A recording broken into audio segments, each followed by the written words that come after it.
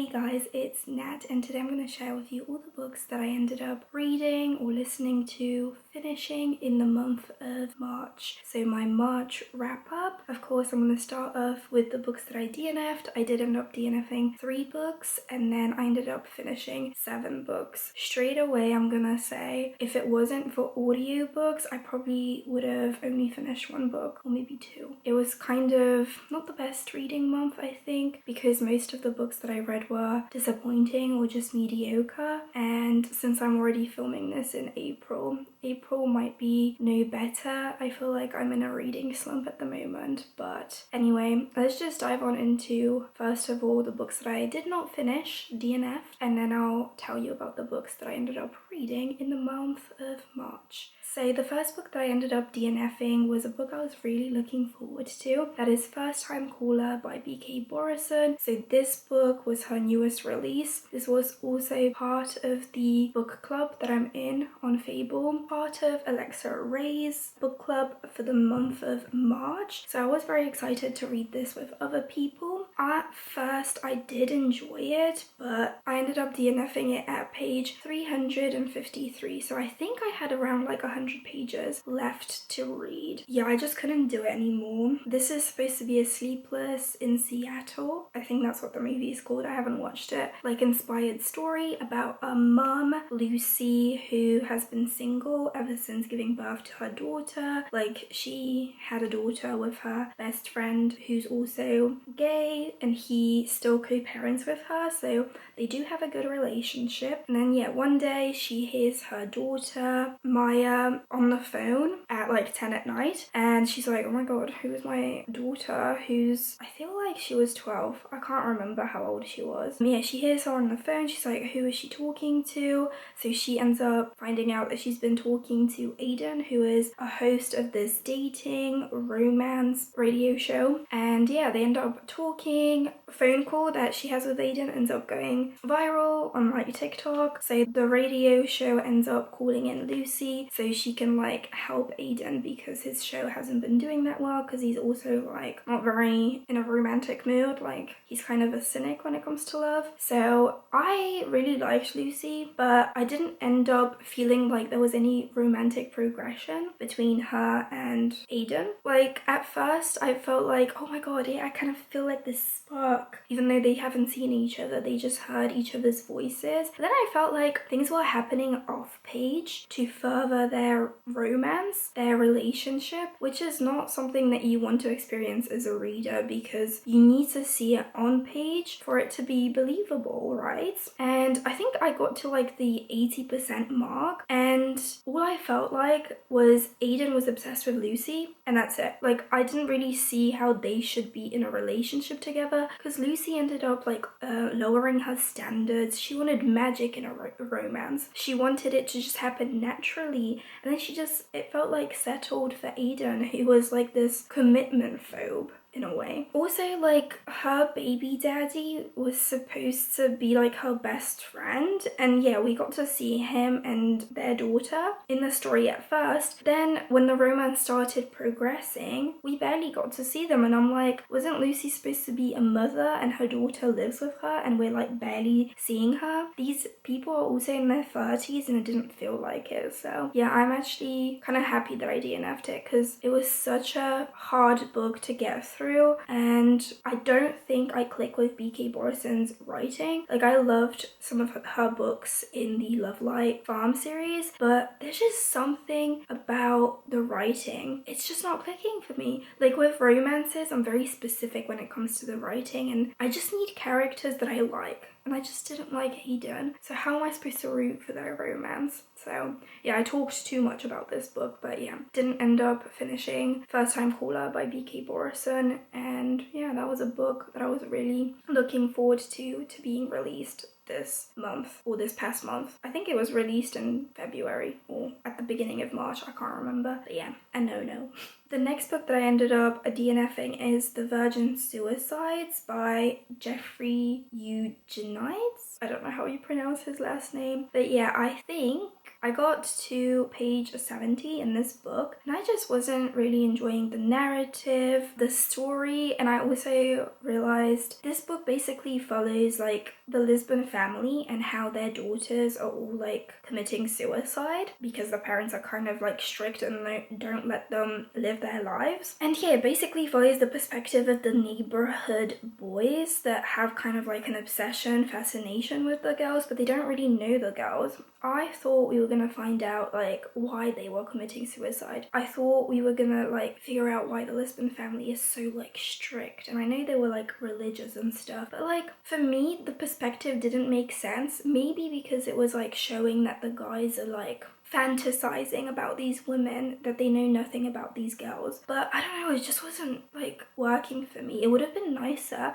if we could have seen it from like a male cousin's perspective, so at least they knew something about the family, like they had insider information. They could actually go into the house, because some of the boys were so damn creepy, and like I still don't understand how people can get obsessed with people they know nothing about. Maybe it's just like an infatuation, but yeah, I decided to DNF it because I realized that we don't really get an answer as to why the sisters all commit suicide, and this book just wasn't something that I thought I would enjoy. I didn't click with the writing, and when I don't click with the writing, it's not for me. So yeah, ended up DNFing The Virgin Suicides. And then the last book I ended up DNFing is Greek Lessons by Han Kang. I ended up borrowing the ebook from the library. I DNF'd at 12%, just couldn't seem to get into it. This is about like a woman that's studying Greek, either language or philosophy, I think language, and then one day she just goes mute, and I think her teacher ends up being fascinated by her, and like some weird things happen in this book. I don't know. With Han Kang, I really loved Human Acts by her, but then The Vegetarian, I was like, it was okay. So I knew not all her books were for me, so yeah, I just ended up DNFing it. Didn't want to waste my time on it. Okay, now that we're done with the books that I did not finish, but I tried reading in March, let's dive into the books that I did end up finishing. So there are 7 books, and let's start off with Rebel Witch by Kristen Ciccarelli. So I ended up giving this book 3 out of 5 stars. I picked this up as an audiobook like I did with the first book, The Crimson Moth or Heartless Hunter. So I finally ended up reading it because it took me a while to finally start it. I thought I was going to start it as soon as I got the audiobook in my Audible library, but I didn't. And it also took me a while to trudge through, and yeah, it was kind of disappointing. I did have high expectations since I loved the first book so much. I think with this one I felt like there was a problem with the pacing. It felt like Kristen Ciccarelli was giving us everything that we wanted from the romance, which I shouldn't complain about because I do love me some good romance, but I don't know, everything was just, it felt very convenient. Like in the first book, the pacing was fabulous. Like I couldn't really figure out where the story was going. Well, a little bit, but you know, like it was still like very exciting. With this one, I knew there was going to be a happy ending. I knew all the problems that there were in the story that the characters had to face, they were going to overcome them. I also think I really missed one of the major characters from the first book in this one. And for me, I don't know what happened with Rune as a character, but she didn't feel like herself. And then with Gideon, I think I already told you guys I had a problem. Like I had a love-hate relationship with this character when I read the first book. But like at first, it's like, oh, I hate this woman, like she's my enemy. And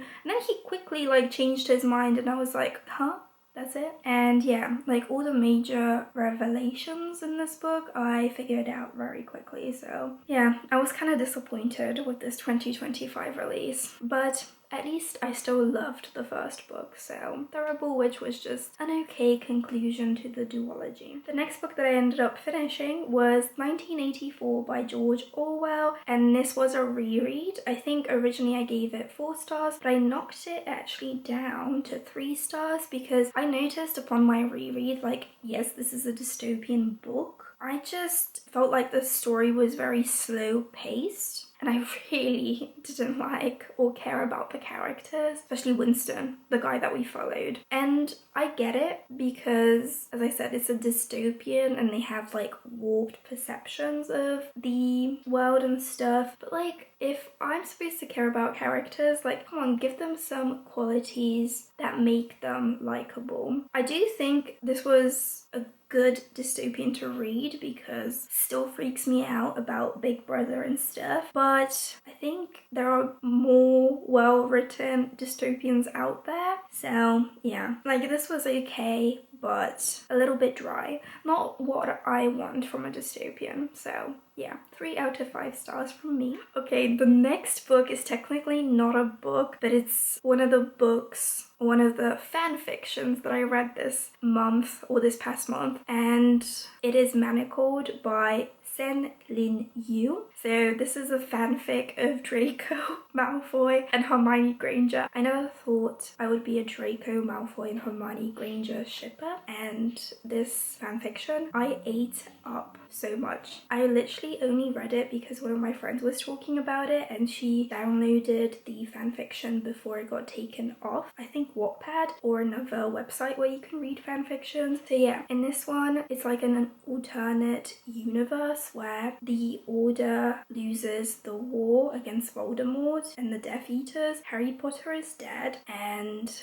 yeah, Voldemort ends up kind of doing something similar from The Handmaiden, where they're trying to repopulate the wizarding world population. So Hermione Granger is the only survivor of the Order, and she ends up being placed in this program, and she ends up being sent to a family of the High Reeve, which is Draco Malfoy, and she also has some like repressed memories that they're trying to uncover. And oh my god, I ate this up so much. The romance was fabulous. Seeing characters from the Harry Potter universe in this like alternate universe, oh my god, amazing. This was like the perfect enemies to lovers. Like, I never thought I would be a Draco fan. I did like him in the movies. I think in the books I never really clicked with him that much. This one, like, oh my god, it was so good. And it kind of makes me want to read The Handmaid's Tale because I never watched the TV show or read the book. I'm like so intrigued by this like concept. Oh, it was so good. How can someone write such a well-written fan fiction where like the characters feel like she created the characters, like she knew the characters so well. Like, I'm so happy that I read this. And yeah, I actually didn't rate it. If I did rate it, it would probably be like a 4.5 star out of 5, because sometimes it did feel like she was going into too much detail, but this is gonna become a published work, which I'm definitely gonna pick up because I don't know, this was so good. So yeah, highly recommend it. So the next book I ended up finishing is Stealing Hearts by Lex Martin. This is the first book in her like small town series that follows Varsity Dads series. Yeah, we follow Rhett and Paige, and this is a marriage of convenience, like my brother's best friend romance, and I ended up giving it 3.5 out of 5 stars. So I was really looking forward to this book because in the last book from the Varsity Dads series, we ended up meeting Paige and we heard about her kind of rocky relationship with Rhett because her brother actually passed away, and before he passed away, I think Rhett found out that Paige had a crush on him and they didn't talk for a couple years even though he tried. This had one of my favorite tropes, marriage of convenience, and I think it definitely made sense why Rhett and Paige decided to get married. Like, she was gaining something from this marriage and so was he. But I think what really irked me is Rhett is in his 30s, Paige is younger, so there is an age gap, and he was so clueless. Like, oh my god, guy, like, how did you land your first wife? Because you are so clueless. And there were a lot of miscommunication tropes or miscommunication parts in this book where Paige ended up like running off and Rhett didn't realize until it was like too late. And I'm like, excuse me? Like, she graduated from college and he's a father of like 2 boys and they're being so clueless. I think this was a decent book. I'm happy that I read it. I really like Lex Martin's writing and her characters, and I'm definitely picking up the rest of the books in this series because I really like the Walker brothers. But yeah, it just didn't hit that spot when it comes to like marriage of convenience stories for me. So yeah, That's why I gave it 3.5 out of 5 stars. Okay, so the next book, this is a 5-star read, guys. It's Beyond the Wand by Tom Felton. Of course, I ended up picking up this memoir as an audiobook because Tom Felton narrates it. So can you see my Draco Malfoy obsession happening at the ripe age of 25, nearly going on to 26? Because what is going on? Like, I actually didn't really have an interest in picking up this book. I don't know why, because it was fabulous. So basically, Tom talks about his childhood, all the work that he has done in television, and it was so much fun. Like, he kept these stories short, concise, to the point, and he's so funny. Hearing him say Harry, like Harry Potter, in that voice, I'm like, oh my god, it's Draco again. It makes me want to rewatch the movies. And then, like, he gave us little snippets of things that were happening on set with, like, Emma Watson, Daniel Radcliffe, and all the other actors, like the actors that he met before he joined, like, the Harry Potter world, and like him having to bleach his hair. I don't know, I think he's a very fantastic storyteller, and I don't know, I just really enjoyed seeing little snippets of like things that were going on behind the camera. Like, who was he, like, friends with? What was his relationship like with his family and with his co-stars? I actually really, really loved this. If you haven't picked it up yet, I think this came out in, like, 2022, so you probably have. But if you haven't, I highly recommend the audio version. It literally just feels like Tom is sitting down with you and just telling you his life story. And it was, like, so well done. Like, he's a young guy, like, what, he's in his 30s? And, like, he just had so much happen to him. The humor is there. I highly, highly recommend it. That's why I gave it 5 out of 5 stars. Okay, the next book that I ended up picking up is The Bridge Kingdom by Danielle L. Jensen, and I ended up giving this book 4 out of 5 stars. So again, I picked this up as an audiobook, and this is basically about a warrior princess that has grown up kind of in isolation. Like, she's in this compound in the middle of the desert, and she's being brought up by the king, that's her dad,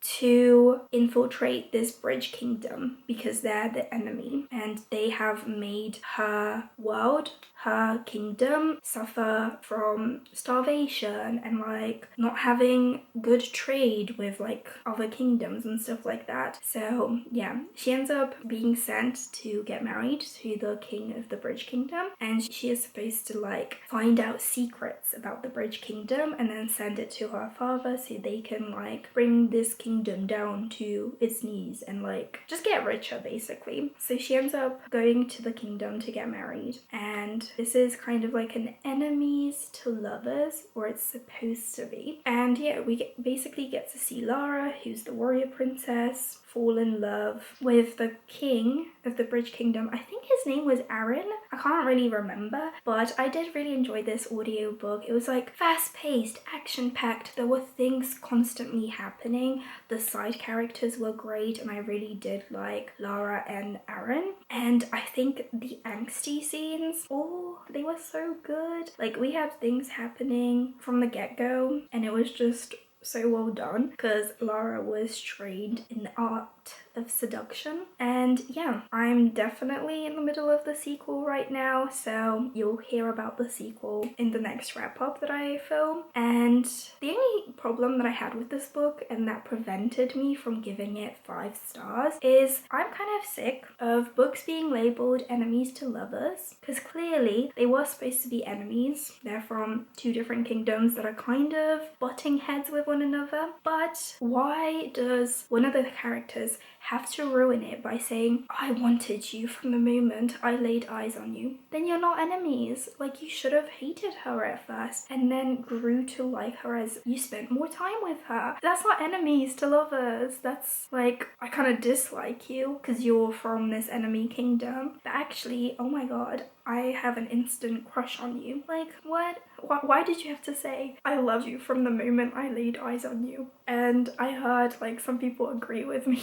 Like one of my friends saw my review on Goodreads and she was like, Natalia, I agree with you, that is not enemies to lovers. So yeah, I feel like this book was misadvertised, but I still really enjoyed it. And I do really like Danielle L. Jensen's writing because she wrote the Stolen Songbird Quartet and I loved that series. I sometimes still think about it. Kind of noticed there's a lot of series that I read like back when I was younger that I still think about. So I feel like I need to make a video on those books because most of them are fantasy as well, which I don't read that often anymore. But yeah, The Bridge Kingdom, 4 out of 5 stars. And then the last book that I ended up finishing is another audiobook. I know, if it wasn't for audiobooks, this video probably would be so short and maybe it wouldn't even exist. But yeah, the last audiobook that I ended up picking up is Dear Dolly by Dolly Alderton. And I ended up giving it 3 out of 5 stars. So this is basically like a book that tackles different problems that you might have on love, life, and in friendship. And it gives you like little tidbits of information to help you solve these problems. So like there would be sections in the audiobook where you knew it was diving into a new problem because it would be like, Dear Dolly, I have a problem with this, can you help? And then yeah, Dolly would give her advice. And I actually found that it was very solid advice. Like I feel like it was advice that I would personally give to a friend. So I did really enjoy this. I think why I'm giving it 3 out of 5 stars is because, I don't know, I didn't get as much as I wanted from this book. To be honest, I didn't really know what I wanted from this book because like why would I need advice on love when I'm so inexperienced in love? Like the friendships and the life ones I did really find fascinating, and she even touched upon like cheating partners, and I just like hearing things from a perspective where I have like no knowledge on it, if that makes sense, because I don't know anyone that's cheated or like, yeah, so I don't know like what to think of that. So yeah, I did really enjoy this. Like if you're looking for like short tidbits of information about all these different life problems that you might have, or love problems or friendship problems, you should pick this up. I thought it was a solid book, like your agony aunt kind of books. But yeah guys, those are all the books that I ended up reading in the month of March. As you can see, not too many like fantastic books, but at least I read some. But as I said, I think I'm gonna be in a little bit of a reading slump, so don't expect too much from my April wrap up. But yeah, let me know down in the comments what you read in March, as I would love to know, and if you have any book recommendations to help me get out of my reading slump, because I need all the help I can get. But anyway, if you stayed until the end, I really appreciate you and thank you for watching, and I'll see you in my next video. Bye guys!